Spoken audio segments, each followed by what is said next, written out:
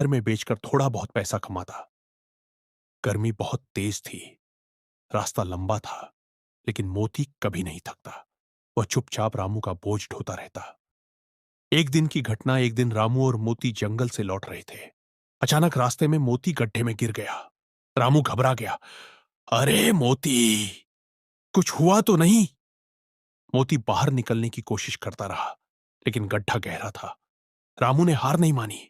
वह गांव दौड़ा और लोगों से मदद मांगी, लेकिन गांव वाले बोले, एक गड्ढे के लिए इतना परेशान क्यों हो रहा है? छोड़ दे। रामू की आंखों में आंसू आ गए। यह गधा नहीं, मेरा साथी है। आखिर रामू अकेले ही वापस गया। उसने रस्सी ढूंढी, मिट्टी हटाई, घंटों मेहनत की और आखिर मोती को बाहर निकाल लिया। मोती बाहर आते ही रामू के पास सिर झुकाकर खड़ा हो गया, जैसे धन्यवाद कह रहा हो। रामू ने उसे गले लगा लिया। तू है तो मैं हूं। भाग्य बदलने का दिन कुछ दिनों बाद गांव में एक बड़ा व्यापारी आया।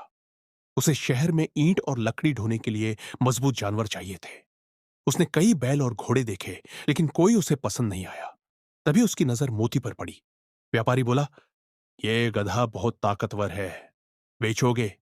रामू ने तुरंत कहा, नहीं, ये मेरा परिवार है। व्यापारी मुस्कुराया, मैं इसे खरीदना नहीं चाहता। मैं तुम्हें काम देना चाहता हूं। तुम और तुम्हारा गधा शहर में काम करोगे, अच्छा पैसा मिलेगा। रामू की किस्मत बदलने लगी। नई जिंदगी। रामू और मोती शहर जाने लगे। रोज मेहनत करते, ईंट ढोते, लकड़ी ले जाते। धीरे धीरे रामू ने पैसे बचाए। कुछ महीनों बाद उसने अपने खेत में कुआं खुदवाया, नई झोपड़ी बनवाई, घर में अनाज भर लिया। गीता खुश होकर बोली, यह सब मोती की वजह से हुआ है। रामू बोला, नहीं, यह मेहनत और सच्चे साथ की वजह से हुआ है। सबसे बड़ी परीक्षा, एक दिन शहर में काम करते समय मोती बहुत थक गया और बैठ गया। लोग बोले, अब यह बूढ़ा हो गया है, काम का नहीं। रामू ने तुरंत काम छोड़ दिया।